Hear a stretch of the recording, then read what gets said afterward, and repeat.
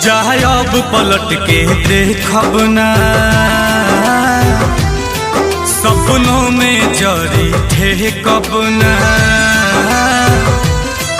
जाए अब पलट के देखब ना, सपनों में जरी ठेकब ना। हमनी के बीच खींच तू